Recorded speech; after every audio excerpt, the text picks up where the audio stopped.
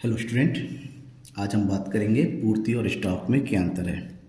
पूर्ति और स्टॉक के बीच में जो बेसिक डिफरेंसेस है वो आपके अगर उसके डेफिनेशन को और अर्थ को अगर पढ़ लेते हैं तो आप जान जाएंगे।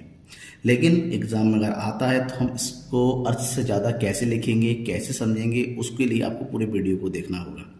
मैं आपको पूर्ति और स्टॉक के बीच के जो बेसिक डिफरेंसेस है वो बताऊँगा।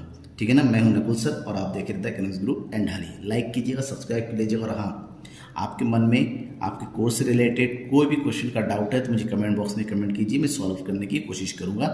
तो चलिए सबसे पहले हम पूर्ति और स्टॉक के बारे में पढ़ लेते हैं। पूर्ति और स्टॉक का जैसा कि अर्थ मैंने लिख रखा है कि क्या है, पूर्ति किसे कहते हैं। पूर्ति से अभिप्राय किसी वस्तु की उन विभिन्न मात्राओं से है जो एक उत्पादक या फर्म जिसको बोलते हैं उस वस्तु की विभिन्न संभव कीमतों पर बेचने के लिए तैयार होती है। मतलब पूर्ति क्या है? पूर्ति एक मात्रा है वस्तुओं की बिक्री की, जहां पर उपभोक्ता उत्पादक जो होता है यानी कि विक्रेता जो होता है उसकी जो कीमतें प्रचलित है या संभव कीमतें हैं जिस पर वो बेचने के लिए तैयार हो जाता है मार्केट में, उसे हम पूर्ति कहते हैं।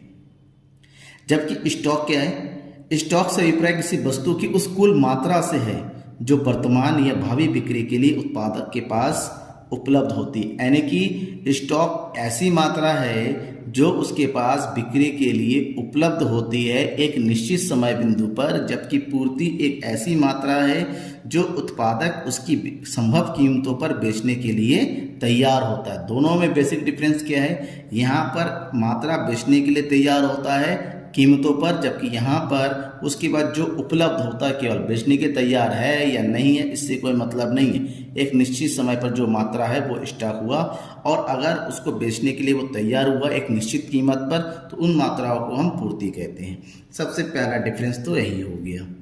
ठीक है ना। डिफरेंस नंबर 2 की अगर बात करें तो पूर्ति क्या है?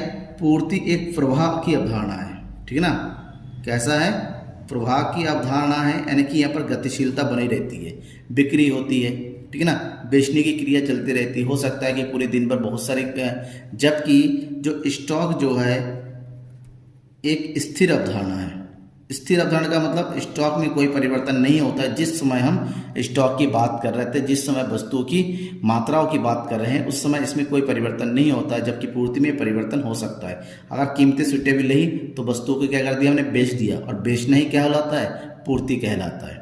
ठीक है ना। दूसरा, अगर थर्ड इसके डिफरेंस की बात करें, क्या है ये? पूर्ति को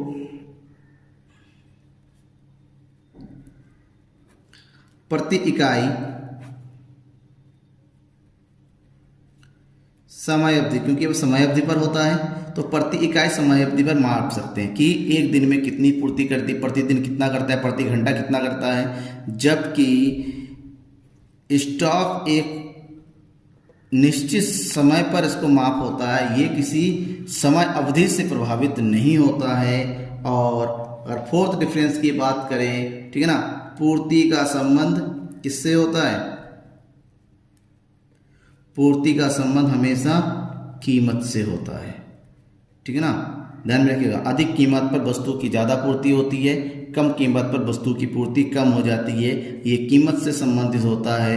जबकि दूसरी ओर स्टॉक की बात करें, स्टॉक का कीमत से कोई संबंध नहीं होता। स्टॉक केवल एक स्थैतिक अवधारणा स्थिर है जो एक मात्रा को बताता है। स्टॉक और कीमत के बीच में किसी तरीके का कोई संबंध नहीं पाया जाता है। तो ये हो गया पूर्ति और स्टॉक के बीच में बेसिक डिफरेंस। आशा करता हूँ आप लोगों को वीडियो पसंद आएगा, टॉपिक को समझ में आ गया होगा। तो लाइक कीजिए, शेयर कीजिए और अपने दोस्तों के बीच में ज़्यादा से ज़्यादा बांटिए। Thank you.